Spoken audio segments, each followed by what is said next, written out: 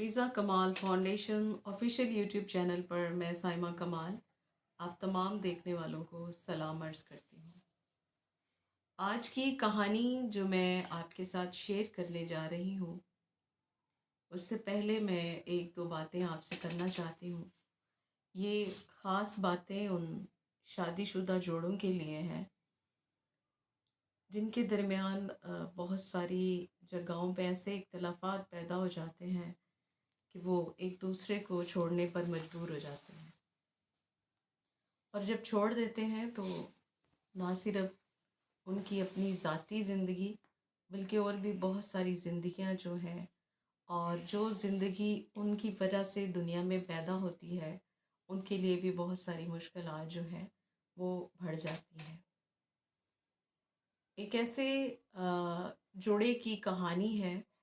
जब उनकी शादी होती है तो बड़ी हंसी खुशी वो अपनी ज़िंदगी बसर कर रहे होते हैं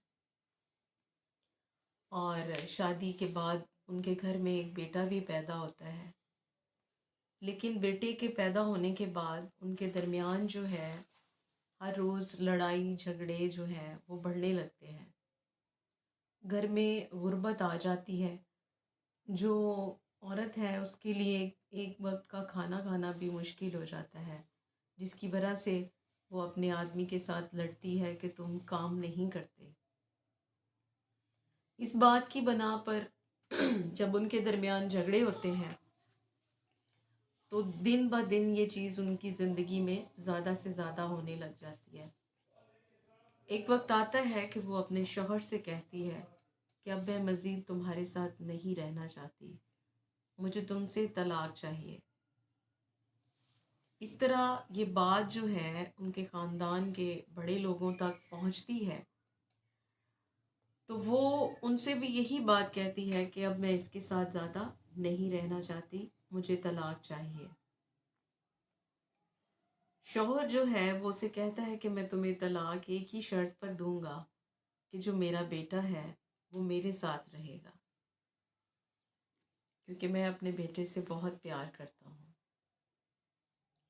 और जो औरत है वो इस बात पे एग्री हो जाती है कि तुम अपने बेटे को अपने पास ही रखो और मुझे बस तुम तलाक दे दो।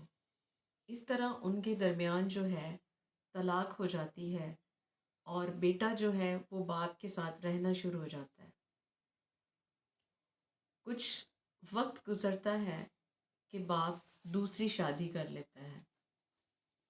दूसरी शादी के बाद जब वो बीवी उसके घर में आती है तो चंद दिन अच्छे गुजरते हैं और जब उसके घर में बेटी पैदा होती है तो वो उस बेटे के साथ जो है बुरा सलूक करना शुरू कर देती है। और जैसे ही उसका शौहर जो है वो घर आता है तो वो शिकायतों का ढेर उसके सामने रख देती है। तुम्हारा बेटा ये करता है, वो करता है, ऐसे तंग करता है, वैसे तंग करता है। साल महीने ऐसे ही गुजरते जाते हैं और ये सिलसिला उनके दरमियान जो है बढ़ने लग जाता है। अब बात बिगड़ते बिगड़ते यहाँ तक आ जाती है कि उनका कोई भी दिन और रात ऐसी नहीं होती कि उस बच्चे की वजह से उनके दरमियान लड़ाई झगड़ा ना हुआ हो। अब जो शौहर था वो इस बात से बहुत तंग आ चुका था कि वो अपने बेटे का क्या करे। और एक दिन उसकी माँ जो है, उसकी बीवी, उसके आगे रोना शुरू कर देती है कि आज तुम्हारे बेटे ने वो कर दिया है जो उसे नहीं करना चाहिए था। इसी गुस्से में वो अपने बेटे को मारना शुरू कर देता है और वो पूछता है किसने क्या किया है। तब वो औरत उसको बताती है कि तुम्हारे बेटे ने मेरी बेटी के साथ गलत काम किया है।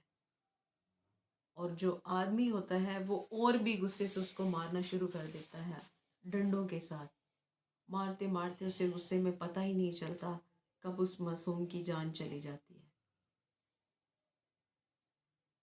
वो अपने ही बच्चे को गुस्से और नफ़रत में मारते मारते उसको हमेशा के लिए ही सुला देता है।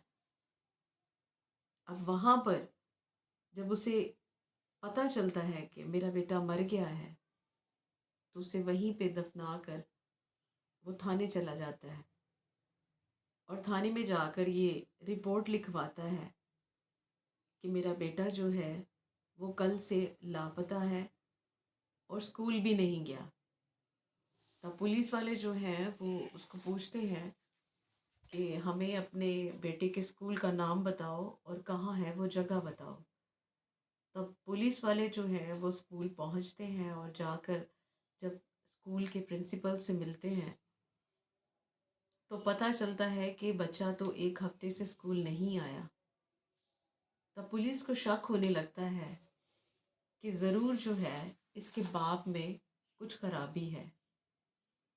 تب وہ پڑتال کرتے ہیں اور باپ پر سختی کرتے ہیں۔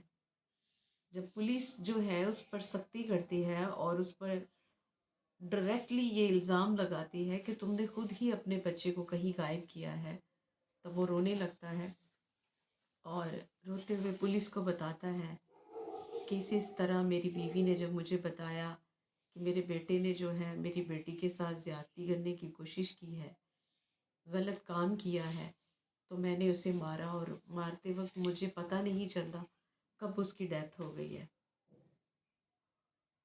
تو پولیس جو ہے وہ اس کے ساتھ جا کر بچے کی لاش کو جو ہے وہ برآمد کرتے ہیں اور اس کے باپ کو جو ہے سزا ہو جاتی ہے۔ آپ دیکھ سکتے ہیں کہ زندگی کو ہم لوگ خود ہی جو ہے ہمارے کچھ فیصلے ایسے ہوتے ہیں جن کی وجہ سے ہمارے گھر جو ہے وہ برباد ہو جاتے ہیں اور پھر آخر میں ہم لوگ کہیں کے نہیں رہ جاتے اور پھر ہمارا شکوہ یہی ہوتا ہے کہ ہمارے ساتھ خدا نے یہ کیا، جبکہ یہ جو فیصلے ہوتے ہیں یہ ہمارے اپنے ہوتے ہیں۔ اسی کے ساتھ میں سائمہ کمال آپ سے اجازت چاہتی ہوں۔ ویڈیو کو جب آپ دیکھتے ہیں تو اس کو لائک اور چینل کو سبسکرائب ضرور کر لیجئے اور کمنٹ میں ضرور بتائیے گا کہ آپ کو یہ کہانی کیسی لگی۔